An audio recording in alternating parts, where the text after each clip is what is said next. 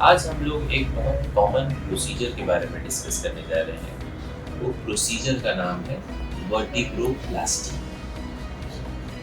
Normally हमने देखा रहेगा हमारे घर में एल्डरली पेशेंट्स रहते हैं जो कि कभी कभी चलते चलते गिर जाते हैं। तो जब चलते चलते गिर जाते हैं तो कॉमनली दो जगह पे उनको इंजरी होती है। एक तो हिप इंजरी होती है और एक स्पाइन इंजरी होती है।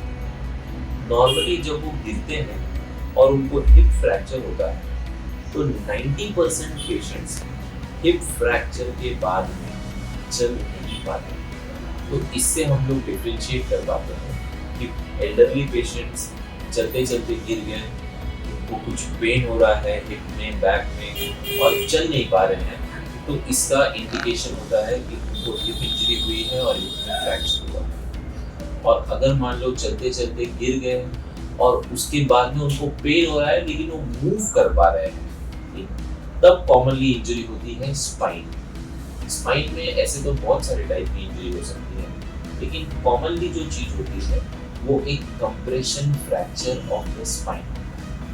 कंप्रेशन फ्रैक्चर में क्या होता है, टिपिकली ये फ्रैक्चर होते हैं डॉर्सोलंबार जंक्शन पे, ठीक, मतलब थोरैसिक स्पाइन और लंबार स्पाइन, इनके बीच में ये बहुत कॉमन लोकेशन है कंप्रेशन फ्रैक्चर। जो लोअर बैक पेन होता है उससे बहुत अलग होता है। जो अपना सायटिका का पेन होता है वो बहुत ही अलग होता है। तो पेशेंट बोलते हैं कमर में दुख रहा है और पूरा नीचे तक जा रहा है। वो चीज जब हम लोग चलते फिरते हैं तो पेन एग्रेवेट होता है।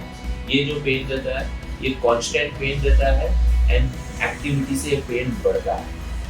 वो टिपिकली थोड़ा सी मिडिल ऑफ बैक में पेन का कंप्लेन करते हैं, डॉर्सोलंबार जंक्शन पे, ये रीजन पे। उसमें बहुत कॉमन फ्रैक्चर, उसमें भी बहुत सारे टाइप के फ्रैक्चर होते हैं। हम लोग सिर्फ कॉमन चीजें डिस्कस कर रहे हैं। एंड कॉमन चीजें होती है, कंप्रेशन फ्रैक्चर होता है। कंप्रेशन फ्रैक्चर में क्या होता है, ये जो हमारी वर्टिब्रल बॉडीज होती है ये दब जाती है, धंस जाती है, चपटी हो जाती है, तो उससे पेशेंट को बहुत पेन होता है। नॉर्मली ये जो पेन है, जब अगर मान लो थोड़ी सी इंजरी हुई है, थोड़ी सी दबी हुई है, तो सिर्फ पेन किलर की गोलियों से और रेस्ट से ठीक हो जाती है। अब कितना टाइम तक रेस्ट देना चाहिए, इसका भी एक डिमार्केशन है।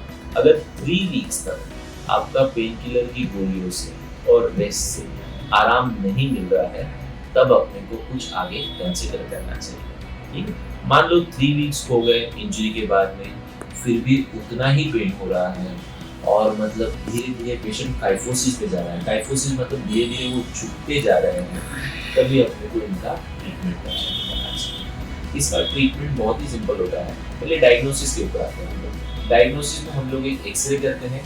एक्सरे में क्लियर हो जाता है कि फ्रैक्चर है या नहीं है और कंप्रेशन कितनी इंटेंसिटी में है। दूसरा स्टेप होता है, हम लोग एक एमआरआई करते हैं, जस्ट कंफर्म करने के लिए कि अंदर स्पाइनल कॉर्ड या नर्व रूट को इंजरी तो है या नहीं। ठीक है, नॉर्मली बहुत सारे केसेस में इंजरी नहीं होती है, सिर्फ खाली कंप्रेशन फ्रैक्चर होता है। तो जब एमआरआई में एक बार कंफर्म हो गया कि नर्व रूट डैमेज नहीं है, तो फिर अपने को सर्जरी, मेजर सर्जरी वगैरह का जरूरत नहीं पड़ता है और एक सिंपल प्रोसीजर करते हैं हम लोग, जिसको हम लोग बोलते हैं वर्टिब्रोप्लास्टी। आज हम लोग मेनली ये प्रोसीजर कैसे करते हैं इसी के बारे में थोड़ा डिस्कशन करेंगे। वर्टिब्रोप्लास्टी में क्या करते हैं, वो एक सिंपल डे केयर प्रोसीजर होता है।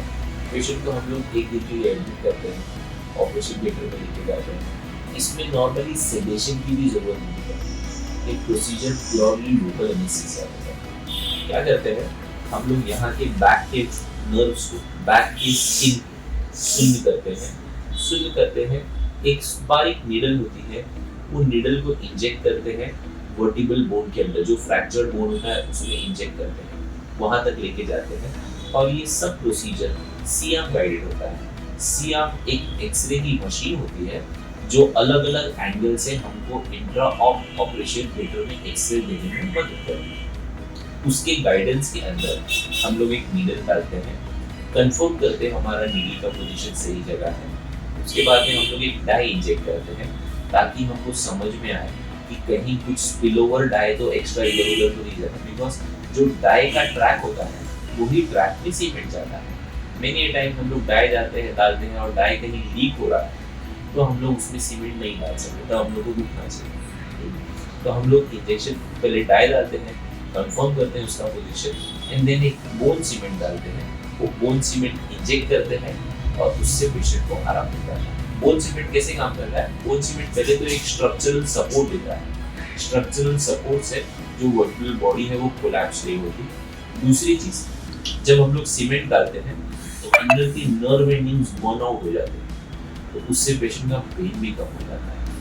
और डे केयर प्रोसीजर होने के नाते पेशेंट इमीडिएटली उनको कुछ ही घंटों में हम लोग डिस्चार्ज भी देते हैं। नॉर्मली हम लोग जस्ट बिकॉज एल्डरली पेशेंट हैं तो एक दिन के लिए रेस्ट एडवाइस करते हैं, फिर एक डॉर्सोलम्बार बेल्ट दे करके उनको रूटीन एक्टिविटीज करने के लिए एनकरेज करते हैं। ठीक है, कुछ प्रोसीजर के क्लिप्स हैं। एक रिसेंटली एक केस था जिनको L1 वर्टिब्रा फ्रैक्चर था, उनके कुछ क्लिप्स आ गए। ठीक है।